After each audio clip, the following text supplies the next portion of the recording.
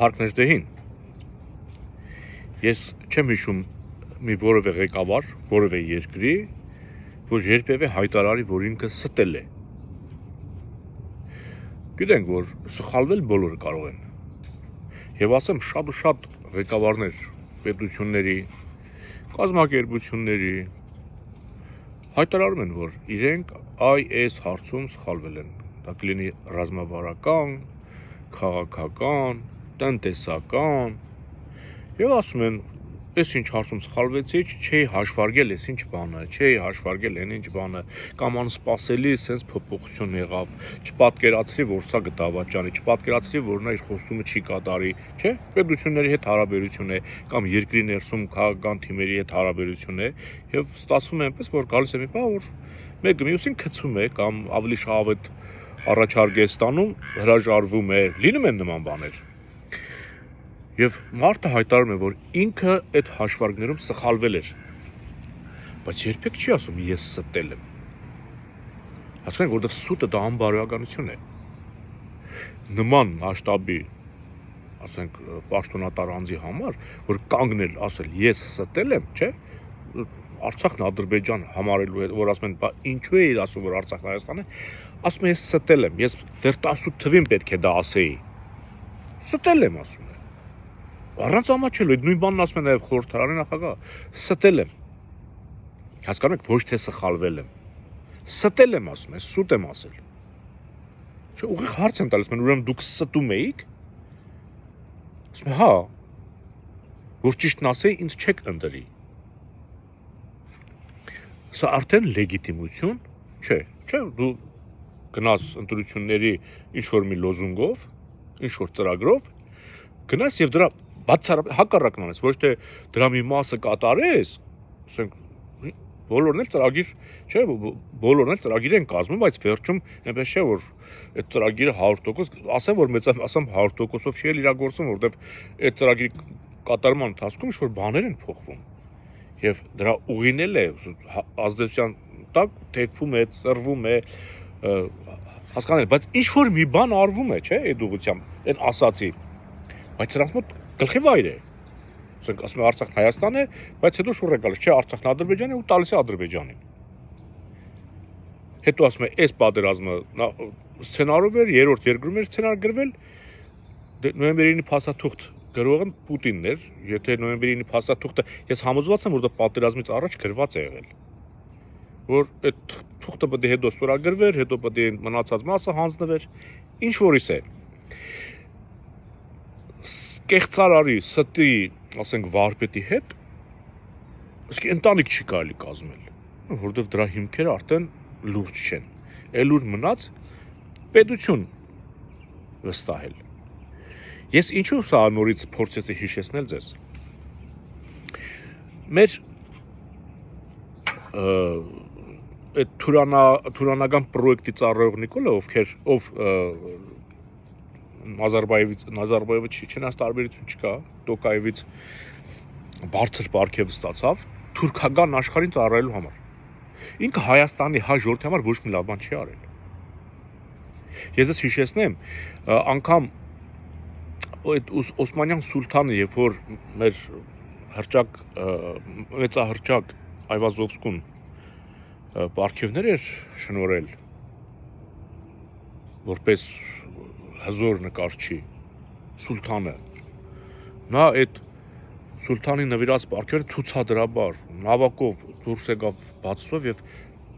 նետեց սևծովը, ասենք հրաժարվեց, որովհետև հայրի հանդեպ իրենց վարած քաղաքականությունը Այվազովսկուն ստիպեց, որ ինքը այդ պարգևները ջուրը գցի։ Սա գնում և վերցնում է։ Սա ոչ թե հայ ժողովրդին մատուցած ծառայության, այլ Թուրանի ծրագրին ծառայելու, եթե հիշում եք, մի քանի շաբաթ առաջ, երբ որ Ալիևին դիմավորեցին, այսինքն Ալիևին չդիմավորեցին, որ հավաքվել էին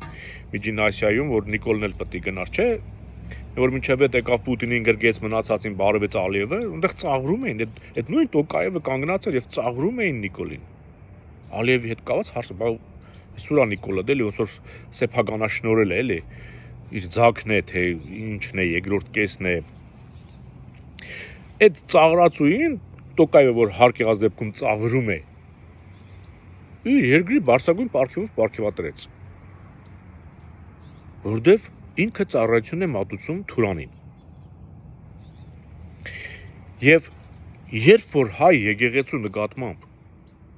ես հերվից է գա ասենք նման գործողություն է կատարում Նիկոլը տեսեք Բևերի ջանքերով Ամերիկայի սենատում լսումներ տեղի ունեցան հայ առաքելական եկեղեցու հանդեպ այս գործողությունների հետ կապված քաղբանտարկյալների գործողությունների հետ կապված լսումներ են արվում այդ ձենը հետո կլսեք չեն պարգևատրում Նիկոլին հասկանում եք չեն պարգևատրում մեղադրում են քննադատում են պետք քարտուղարին ստիպում են որ ուշադրություն դարձնես երևույթի վրա իսկ թուրքալեզուները պարգևատրում են դուք պետք է այս տարբերությունը հասկանաք եւ այդ ստախոսը ինչ է գործի դրել ինքը եկեղեցի է գնում սև հագուստով ասել է թե հոգևորականի հագուստի գույնը բայց հագուստի ոճը դա չեկիստական է չեկիստական եթե տեսել եք հինեն Ստալինը որ հագնում էր գիտեք սա ինչ է նշանակում սա ցույց է տալի որ ինքը եկեղեցու հետ է բայց չեկիստները գիտենք մեր եկեղեցու հետ ոնց էին վարվում կաթողիկոսային խեղտամա անում փակում էին ավերում էին գոմ էին սարքում եկեղեցիները ունեցվածքը խլում էին չնայած ցարական Ռուսաստանի ժամանակ էլ եղել այդպիսի բաներ ինքը սև հագուստով մտնում է ցույց տա որ ինքը եկեղեցու հետ է բայց չեկիստի հագուստով էլ գնում է որ ցույց տա որ ես ձեզ պետք է ենթարկեցնեմ ինձ եւ երբ ոնց ինչ ցանկություն ստանամ Թուրանից ես պետք է դա ձեզ պարտադրեմ որովհետեւ Թուրանը իրեն արդեն պարգևատրել է չզարմանաք մի օր էլ Ալիևն է պարգևատրելու Էրդողանն է պարգևատրելու չզարմանաք դրանում եւ սրա այս հագուստի ոճը պատահական չէ դա նույնն է որ գայլը գառան մորթին հակած մտնի հոտի մեջ ոչխարի հոտի մեջ ինքը այս քաղաքականությունն է վարում եւ ես ես ասեմ հայերի շրջանում կան մարդիկ ովքեր Ստալինին տեղ են տալի խիստեր ուժեղեր այն մարդիկ ովքեր տկար ովքեր ազատության գինը չգիտեն իսկ ով ազատության գին չգիտի դա արժանապատվությունից զուրկ մարդ է ով Ստալին է ցանկանում ով ցանկանում է որ իր գլխին Ստալին լինի ինքը արժանապատվություն չունի ուրեմն ինքը բռունցք է սիրում բռունցքից վախենում է եւ ուզում է որ այդ բռունցքով իրեն կառավարի եւ Նիկոլը նաեւ շարժում է հիմա էլ հայերի շրջանում կան մարդիկ ովքեր իսկապես այդ ստալինյան ոճը այդ խիստ բանը մարդակերի դիրքը ձեռնտու է իրենց հաճելի է անգամ երբ որ իրենց հանդեպ բռնություն են գործադրում ու ինքը նաեւ խաղում է այդ շերտի հետ իսկ Նիկոլի հետ հիմնականում այդ շերտն է ովքեր սիրում են ենթարկվել ու ոչ ավել ոչ պակաս թշնամուն ենթարկվել ոչ թե սեփական երկրի դիկտատորին չէ Արամ Մանուկյանը Երևանի դիկտատոր նշանակվեց դիկտատոր բառը դա հաճելի բառ չէ բայց երբ որ ժողովուրդը հավաքում են իր ցեղի էդի Արամ Մանուկյանը այն մարդն է ով ժողովրդից շատ մտածում էր այդ ժողովրդի մասին պետության հայրենիքի մասին այսինքն ինքը այդ իրավունքը վաստակել էր որ իրեն դիկտատոր դնեին որ իր խոսքը օրենքի հետ հավասարազոր է ինքն ասեց դա պետք է արվի այսինքն դա արքային հավասար կոչում է կարելի ասել բայց այսօր Նիկոլին դիկտատոր նշանակում է Թուրանը թուրքը որ իր ծրագրերը այս դիկտատորի միջոցով իրականություն դարձնի հասկանում եք չէ եւ որքան սա այս բանը կիրակի օրերը գնում է եկեղեցի իբր պատարակի է մասնակցում նոր է ինքը կյանքում երևի չէր էլ մասնակցել ինքը խաչակնքվել անգամ չգիտի ես ոնց է խաչակնքվում կարար չմասնակցեր բան չասեցի բայց եկեղեցուն հալածելուց հետո սկսեց եկեղեցի գնալ։ Եթե այդպես եվրոպական չափանիշների ղեկավար է, այնտեղ հաճախակի են գնում եկեղեցի պատարակներին առաջնորդները եվրոպական։ 18 թվից կգնայիր։ Ինչու է եկեղեցուն Չուլանոց անվանում, հետո նոր գնում պատարակի։ Չէ, որ ասում տերդերին ասում են գոքիդ նստեմ մորուքուտ փիտեմ, այս ձևն է ինքը բռնել, այսինքն դա այդ ձևը իրեն մատուցում են եւ ստիպում են եւ բացահայտ թուրքերը պարգևատրում են մեր թշնամին, եթե ինչ-որ մեկին պարգևատրում է, ուրեմն մենք պետք է հասկանանք, որ նա մեր հանդեպ վատ բան է արել։